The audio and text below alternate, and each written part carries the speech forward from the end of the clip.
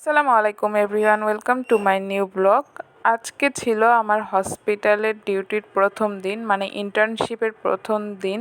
তো আমি আগে ভাগে একটু বের হয়েছিলাম প্রথম দিন যেহেতু। তো এখানে নিচে এসে বসেছিলাম, অনেক টাইম ছিল। একটু পরে আবার বান্ধবী কল দিল যে ওর নতুন হোস্টেলে উঠেছে, তো ও বলল যে হোস্টেলে কিছু জিনিসপত্র রাখতে যাবে, টাইম যেহেতু আছে তাই আমাকেও যাইতে বলল। তো আমিও যাচ্ছিলাম, আর এই যে এখানে ও দাঁড়িয়ে ছিল, পরে আমাকে দেখে একটা হাসি দিল। আর ওর ঘাড়ে কিন্তু দেখতেই পাচ্ছেন একটা ব্যাগ ঝোলানো, ও ব্যাগ নিয়ে আসলে কাপড় রাখতে যাচ্ছিল হোস্টেলে।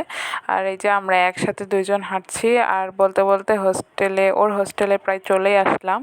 আসলে এই এলাকায় বাসা পাওয়াটা খুবই টাফ ব্যাপার। সেখানে ও একটা হোস্টেল পেয়েছে, মানে একটা সিট নিয়েছে হোস্টেলের। তো এই যে দরজাগুলো দেখতে পাচ্ছেন, এর ভিতরে কিন্তু অনেক বড় স্পেস, আর প্রত্যেকটাতে 4-5টা করে রুম আছে, আর প্রত্যেকটা রুমের ভেতরে 3-4টা করে বেড দিয়ে রাখছে। তো এখানে আমরা বাইরে দাঁড়িয়েছিলাম। ও ফার্স্টে যেটা দেখালো, এই দরজাটা ছিল ওর মেন হোস্টেল, মানে এখানে ছিল ওর সিটটা। আর এই পাশের হোস্টেলে হচ্ছে আমার আরেক বান্ধবী থাকে। তো ওদের বাসায় প্রথমে ঢুকলাম, কারণ ও যে বাসাটা বা সিটটা নিয়েছে, ওর রুমমেট যারা তারা আসে নাই, আর রুমের চাবি তাদের কাছে, তাই ও ঢুকতে পারতেছে না ওর রুমে। তো পাশে আরেক বান্ধবী থাকে, তো ওদের রুমে ঢুকে ওর জিনিসপত্রগুলো রেখে আসতে গিয়েছিলাম।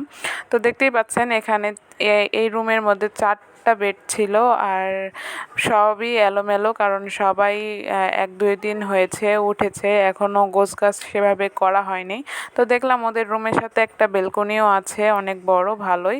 আর বেলকনি থেকে বাইরের ভিউটাও সুন্দরই লাগছিল ওর রুমে। যদিও আমার বান্ধবীর রুমে বেলকনি ছিল না, ওর রুমটা আসলে ওই দিন দেখতে পারি নাই যেহেতু চাবি তালা ছিল না, তাই।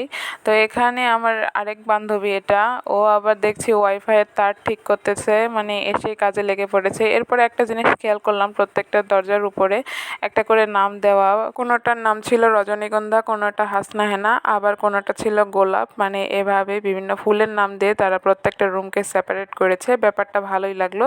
তো এবার আমরা সব কিছু দেখা হয়ে গিয়েছে, এবার চলে যাচ্ছি আবার হসপিটালে, যেহেতু 2টা থেকে ডিউটি আছে আমাদের, তখন প্রায় 1:30টা বেজে গিয়েছিল। তো এখানে আমার বান্ধবী আবার বলছিল যে আমি যে এত ব্যাগ পটলা রেখে আসলাম, এগুলো তো সব তোর ব্লগে চলে আসবে। আমি বললাম সমস্যা নেই, বাসায় উঠলে তো ব্যাগপত্র থাকবেই। তো কথা বলতে বলতে আমরা আবার হসপিটালে চলে আসলাম। এটা ছিল আমাদের হসপিটালের সামনের দিকটা, আর এই যে ইমার্জেন্সির নিচেই ছিল লিফট, আমরা লিফটের জন্য ওয়েট করতেছিলাম। এরপরে লিফট আসলো, আর লিফটের ভিতর ঢুকে গেলাম। লিফটের মধ্যে আমরাই ছিলাম, মানে আমরা বান্ধবীরা। একা লিফট পেয়ে খুব হাই হ্যালো করলো তারাও, আর আমিও একটু ভিডিও করে নিলাম। দেখতেই পাচ্ছেন আমরা যাব 12তলায়, তো 12তে কল দিয়ে দিলাম। এবার হচ্ছে 12তলায় আমাদের অ্যাটেন্ডেন্স খাতা থাকে, তো এই খাতার মধ্যে এন্ট্রি আর এক্সিট দুইটাই সাইন করে তারপরে আমাদের ডিউটি শুরু বা শেষ করতে হয়। তো আমরা যেহেতু মাত্র আসলাম, আমাদেরকে এখানে সাইন করে পরে ডিউটি করতে যেতে হবে। এই যে এখানে ছিল আমার নামটা, তো এখানে আবার শুধু নাম লিখেছিলাম প্রথম দিন, কিন্তু পরে শুনলাম যে এখানে ফুল নামটাই লিখতে হবে, তাই অনেক চেপে চেপে ফুল নামটাই লিখে নিলাম। আর তখন বাজতেছিল 2টা, মানে 2টা থেকে আমাদের ডিউটি শুরু। তো এখানে সাইন করতেছিলাম, আর প্রথম দিন এরকম ইন্টার্ন হিসেবে সাইন করা আর বাকি সব কিছুই আসলে অনেক ভালো লাগছিল। অনেক দিন পর আমরা হসপিটালে ডিউটিতে এসেছি, তাও আবার প্রথম দিন ছিল। তো এখানে আমরা আবারও একটু ওয়েট করতেছিলাম, যেহেতু এখনও 2টা বাজে নাই, 2টা থেকেই ডিউটি শুরু হবে। তো আমরা এখানে ওয়েট করতেছিলাম। আর এই যে আমার আরেক বান্ধবী, ও মর্নিং ডিউটি করে এসেছে, তাই মুখ টুক ঢাকছে, ওকে দেখতে কামলার মতো লাগছে এই জন্য।